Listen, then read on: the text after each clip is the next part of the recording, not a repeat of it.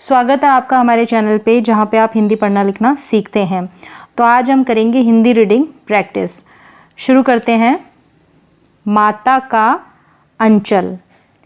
जहाँ लड़कों का संग, तहाँ बाजे मृदंग। जहाँ बूढ़ों का संग, तहाँ खर्चे का तंग। हमारे पिता तड़के उठकर निबट नहाकर पूजा करने बैठ जाते थे। हम बचपन से ही उनके अंग लग गए थे।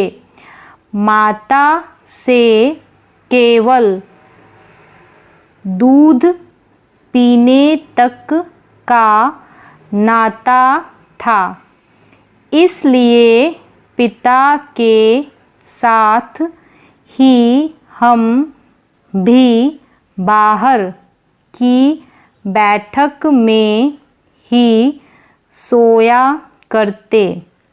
वह अपने साथ ही हमें भी उठाते और साथ ही नहला धुलाकर पूजा पर बिठा लेते।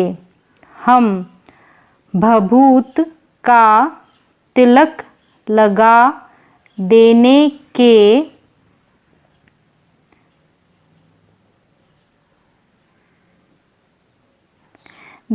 के लिए उनको दिक करने लगते थे। कुछ हंसकर, कुछ झुंझलाकर और कुछ डांटकर वह हमारे चौड़े लीलार के त्रिपुंड कर देते थे। हमारे लीलार में भभूत खूब खुलती थी। सिर में लंबी लंबी जटाएं थी।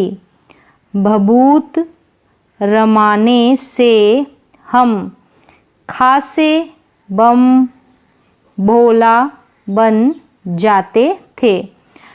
पिताजी हमें बड़े प्यार से भोलानाथ कहकर पुकारा करते, पर असल में हमारा नाम था तारकेश्वर नाथ। हम भी उनको बाबूजी कहकर पुकारा करते और माता को मैया। जब बाबूजी रामायण का पाठ करते, तब हम उनकी बगल में बैठे बैठे आईने में अपना मुँह निहारा करते थे। जब वह हमारी ओर देखते, तब हम कुछ लजाकर और मुस्कराकर आईना नीचे रख देते थे। वह भी मुस्कुरा पड़ते थे। पूजा पाठ कर चुकने के बाद वह राम राम लिखने लगते। अपनी एक रामनामा बही पर 1000 राम नाम लिखकर वह उसे पाठ करने की पोथी के साथ बांधकर रख देते। फिर 500 बार कागज़ के छोटे छोटे टुकड़ों पर राम नाम लिखकर आटे की गोलियों में लपेटते और उन गोलियों को लेकर गंगा जी की ओर चल पड़ते थे। उस समय भी हम उनके कंधे पर विराजमान रहते थे। जब वह गंगा में एक एक आटे की गोलियां फेंककर मछलियों को खिलाने लगते, तब भी हम उनके कंधे पर ही बैठे बैठे हंसा करते थे।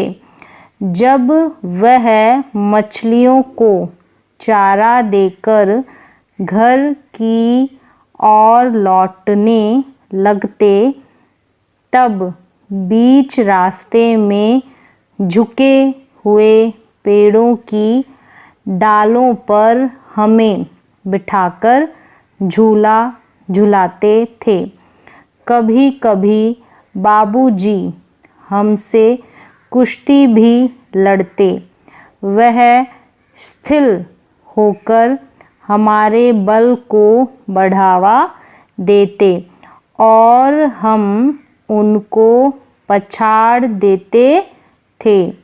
यह उतान पड़ जाते और हम उनकी छाती पर चढ़ जाते थे।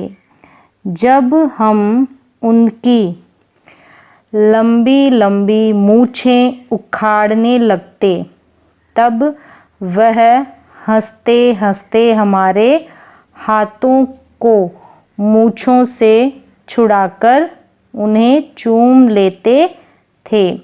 फिर जब हमसे खट्टा और मीठा चुम्मा मांगते, तब हम बारी बारी कर अपना बायां और दाहिना गाल उनके मुंह की ओर फेर देते थे।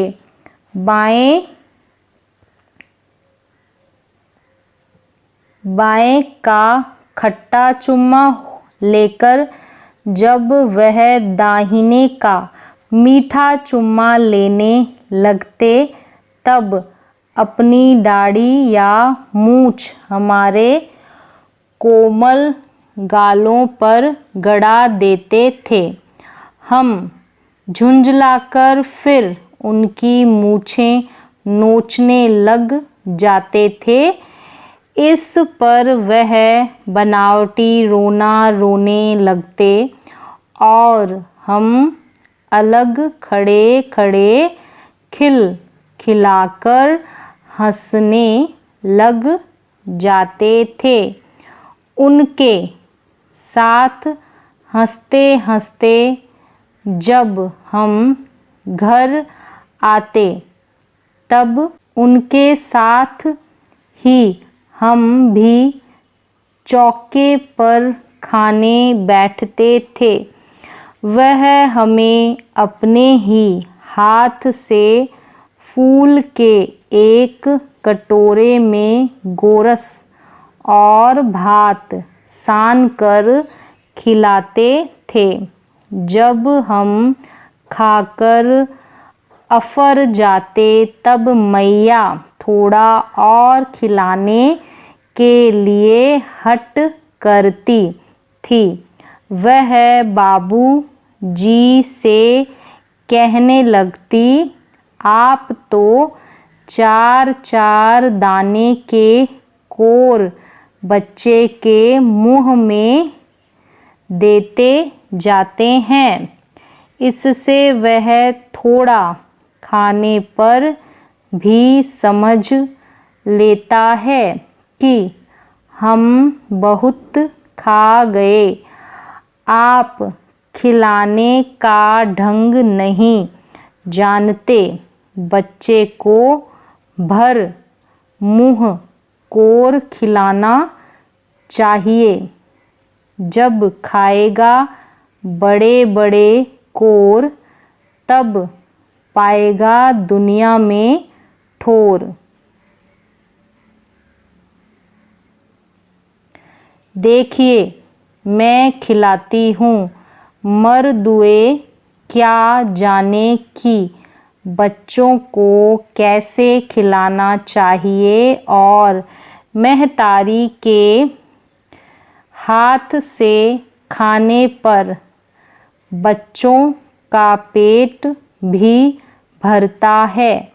यह कह वह थाली में दही, भात, सांती और अलग अलग तोता, मैना, कबूतर, हंस, मोर आदि के बनावटी नाम से कोर बनाकर यह कहते हुए खिलाती जाती कि जल्दी खा लो नहीं तो उड़ जाएंगे, पर हम उन्हें इतनी जल्दी उड़ा जाते थे कि उड़ने का मौका ही नहीं मिलता था।